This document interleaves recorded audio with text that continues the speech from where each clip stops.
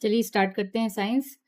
क्रम पूछा जाता है तो इसके लिए एक फार्मूला मैंने बना दिया। कैफे को ऑर्डर दिया फैमिली जी ने, जिसे नहीं याद हो ऐसे याद कर लेगा।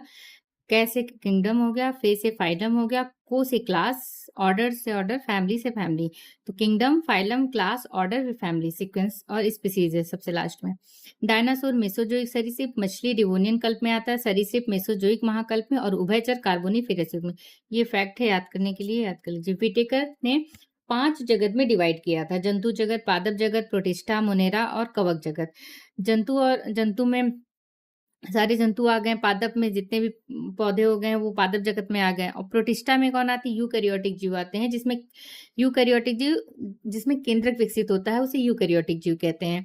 प्रोकैरियोटिक जीव उसे कहते हैं जिसमें केंद्रक अविकसित होता है, तो उसे प्रोकैरियोटिक जीव कहते हैं। तो सारे प्रोकैरियोटिक जीव मोनेरा वर्ग में रखे गए हैं और यूकैरियोटिक जीव को प्रोटिस्टा में रखा गया है।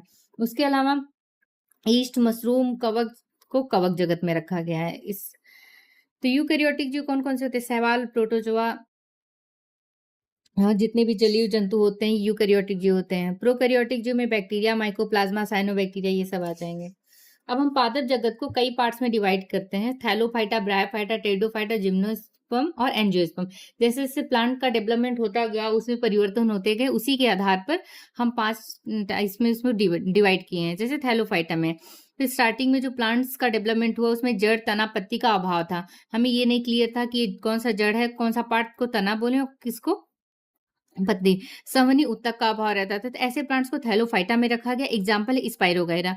ब्रायोफाइटा में संवहनी ऊतक नहीं पाया जाता और बीज रहित होता है, यानी बीज भी नहीं पाए जाते थे ऐसे प्लांट्स में, तो उसे ब्रायोफाइटा वर्ग में रखा गया। टेरिडोफाइटा में संवहनी ऊतक तो पाया जाता था बट सीडलेस होता था, तो ऐसे प्लांट्स को हम टेरिडोफाइटा में रखें। जिम्नोस्पर्म में सीड हमें देखने को मिलता है। जिम्नोस्पर्म से सीड तो मिलता है बट ये कवर्ड नहीं रहता है, यानी इसको नग्न बीज कहते हैं। एंजियोस्पर्म में सीड पाया जाता है और ये कवर्ड होता है, तो कवर्ड सीड हमें एंजियोस्पर्म में रखते हैं। जितने भी कवर्ड सीड के प्लांट्स होते हैं उसको एंजियोस्पर्म में रखते हैं। नॉन कवर्ड सीड वाले प्लांट को जिम्नोस्पर्म में रखते हैं, और जो सीडले और बाकी ये थैलोफाइटा, ब्रायोफाइटा, टेरिडोफाइटा, इन तीनों में सीडलेस है, सीड ही नहीं पाया जाता। और संवहनी ऊतक थैलोफाइटा, ब्रायोफाइटा में तो नहीं पाया जाता बट टेरिडोफाइटा, जिम्नोस्पर्म, एंजियोस्पर्म में संवहनी ऊतक पाया जाता है। इन सभी को हम 2 पार्ट में डिवाइड करते हैं: क्रिप्टोगैम्स और फेनरोगैम्स।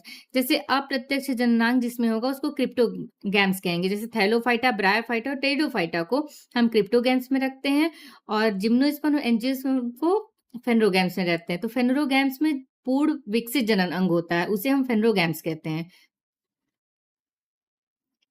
उभयचर सरीसृप मत्स्य असमतापी होता है और स्तनपायी पंछी समतापी होते हैं। इसमें इसी के साथ ये भी देख लेते हैं त्रिकच्छी हृदय किसमें पाया जाता है? द्विकच्छी हृदय। जैसे उभयचर हो गया, सरीसृप हो गया, इसमें त्रिकच्छी हृदय पाया जाता है। मत्स्य में द्विकच्छी हृदय पाया जाता है और वहीं स्तनपायी और पक्षी में 4 कच्छी हृदय पाया जाता है। सरीसृप में एक अपवाद भी, जैसे सरीसृप में हमने बताया त्रिकच्छी हृदय पाया जाता है, बट अब मगरमच्छ भी सरीसृप में आता है बट इसमें 4 कच्छी हृदय पाया जाता है, तो इसका एक अपवाद है, इसको याद रखिएगा। सरीसृप के सांप के जो दांत को हम कौन से मैक्सिलरी दंत होता है, सर्व ग्रंथि को हम सलेवरी ग्रंथि कहते हैं। उसके बाद स्तनधारी देख लेते हैं: प्रोटोथीरिया, मेटाथीरिया, यूथेरिया। ये किस 3 पार्ट में डिवाइड किया गया है। जो अंडे देने वाली स्तनधारी होते हैं उसे प्रोटाथीरिया में रखा गया है। अपरिपक्व बच्चे को जन्म देने वाले जैसे कंगारू हो गए उसे मेटाथीरिया में, और पूर्ण विकसित शिशु को जन्म देने वाले जंतुओं को यूथीरिया में रखा गया है। अब एक क्वेश्चन ये पूछता है कि कौन सा वास्तविक मछली है, कौन सा नहीं है, तो इसके लिए मैंने एक फार्मूला सेट किया हुआ है। जो भी इस फार्मूले के अंदर आएगा वो वास्तविक मछली है। जैसे पूरे ग्लोब में घोड़ा, कुत्ता, बिल्ली गोल्डन पाइपली उड़ रहे हैं। पूरे ग्लोब में घोड़ा, कुत्ता, बिल्ली गोल्डन पाइपली उड़ रहे हैं। अब जैसे पूरे से क्या, पूरे ग्लोब से ग्लोब फिश हो गया, घोड़ा से समुद्री घोड़ा, डॉग से डॉग फिश, बिल्ली से cat fish, gold fish, golden mahseer. उसके बाद पाइप फिश उड़ रहे हैं, मतलब फ्लाइंग फिश, और ऐसे उड़ रहे हैं, पैदल चल रहे हैं, तो पैडल फिश भी याद कर लीजिएगा। तो ये इस फार्मूले से जितने भी फिट बैठ रहे हैं वो सारी वास्तविक मछली कहलाएंगे। तो पूरे ये फार्मूला याद रखिएगा: पूरे ग्लोब में घोड़ा, कुत्ता, बिल्ली गोल्डन पाइप लिए उड़ रहे हैं। अब कुछ ऐसे मछली के नाम के तो हैं बट वो स्तनपायी होते हैं, जैसे ब्लू व्हेल, स्पर्म व्हेल, समुद्री शेर, वालरस, सील, फोका, डॉल्फिन, समुद्री गाय, ये सब स्तनपायी में आते हैं। वहीं जेलीफिश नाइजीरिया है, स्टारफिश इकाइनोडर्मेटा है, सिल्वर फिश आर्थ्रोपोडा है, क्रे फिश भी आर्थ्रोपोडा में आएगा, कटल फिश, डेविल फिश, ये सब मोलस्कन्स है, हेग फिश कार्डेटा में आता है। कुछ सर्प के बारे में इंपॉर्टेंट फैक्ट देख लेते हैं। सर्प कौन सा ऐसा सर्प है पूछता है कि जो घोंसला बना के रखता है, वो है किंग कोबरा। और किंग कोबरा के बारे में एक फैक्ट और है, कौन सा ऐसा सांप है जो अन्य सर्प को ही अपना भोजन बनाता है, तो किंग कोबरा हो गया। सर्वाधिक जहरीला सांप है हाइड्रोफिस बेल्चेरी, एक समुद्री सांप है ये। तंत्रिका विषी यानी न्यूरोटॉक्सिक सांप कौन सा होता है, कोबरा। और रुधिर विषी यानी हीमोटॉक्सिक सर्प होता है, वाइपर। जमीन पे रहने वाला सांप पूछेगा तो इंग्लैंड टाइपन, ये जमीन पे रहने वाला सांप है। विश्व की एकमात्र जहरीली छिपकली गीला मॉन्स्टर हीलोडर्मा कहते हैं। बिल बनाने वाली छिपकली मेबुइया या स्किंग। कोशिका के बारे में देखते हैं। मृत कोशिका की खोज रॉबर्ट हुक ने, जीवित कोशिका की खोज लिवेनहॉक ने, कोशिका विभाजन की खोज रिडोल्फ विर्ट्ज ने की थी। 2 पार्ट में डिवाइड किया गया, प्रोकैरियोटिक यूकैरियोटिक। केंद्रक कला, कोशिकांग, हिस्टोन प्रोटीन ये सब पाए जाते हैं प्रोकैरियोटिक में, बट यूकैरियोटिक में ये सब नहीं पाया जाता है। राइबोसोम प्रोकैरियोटिक में 70 एस टाइप, इसमें 70 और 80 दोनों एस टाइप पाया जाता है। इसमें एक गुणसूत्र पाया जाता है, इसमें एक से अधिक पाया जाता है। कोशिका की केंद्रक की खोज किसने की थी, तो रॉबर्ट ब्राउन ने। कोशिका में 52% प्रोटीन होता है और 40% लिपिड होता है। इसकी संरचना देखते हैं, कोशिका भित्ति, केंद्रक और प्रोटोप्लाज्म जिसे जीवद्रव्य कहते हैं। ये 2 पार्ट में हो गया, कोशिका द्रव और केंद्रक। कुछ कोशिका के पार्ट्स होते हैं, उनका क्या कार्य है देख लेते हैं। कोशिका के प्रमुख भाग, जैसे माइटोकॉन्ड्रिया। माइटोकॉन्ड्रिया की खोज किसने की है, तो एल्बर्ट कोलिकर ने की है। माइटोकॉन्ड्रिया की खोज कोलिकर ने की है। जीवाणु और ब्लू ग्रीन एल्गी में माइटोकॉन्ड्रिया नहीं पाया जाता है। क्रेब्स चक्र यहीं पे संपन्न होता है। कोशिका में पूछेगा क्रेब्स चक्र कहाँ संपन्न होता है, तो माइटोकॉन्ड्रिया में। Endoplasmic reticulum. एंडोप्लाज्मिक रेटिकुलम पे ही राइबोसोम चिपके होते हैं, जो कि प्रोटीन संश्लेषण में सहायक होते हैं।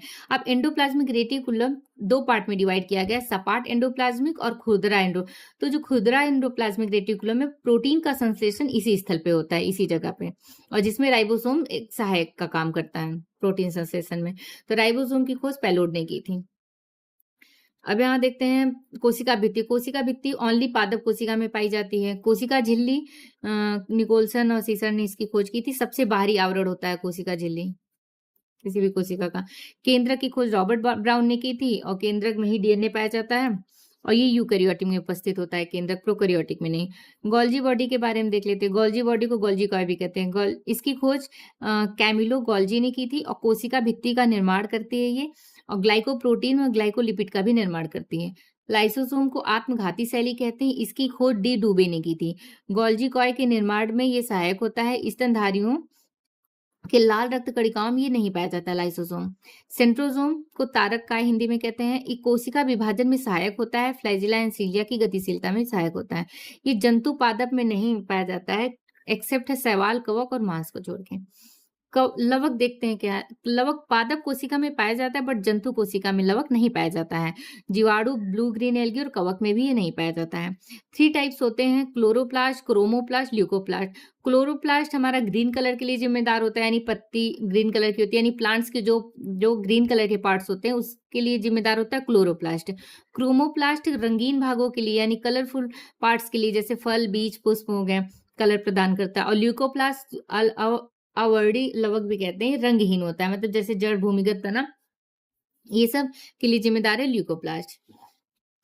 अब क्रोमप्लास्ट में जो रंगीन भागों के लिए जिम्मेदार है देख लेते हैं। जैसे टमाटर लाल होता है लाइकोपीन के कारण, गाजर कैरोटीन, चुकंदर बीटानिन और सेब एंथोसाइनिन। रूपांतरित जड़ा और रूपांतरित तना, और कौन कौन सा रूपांतरित जड़ का पार्ट है और कौन सा पुष्प का भाग है ये देखते हैं। रूपांतरित तना में हमें आलू, हल्दी, अदरक, अरबी, बड़ा, जिमीगत, ये सब रूपांतरित तना का पार्ट है।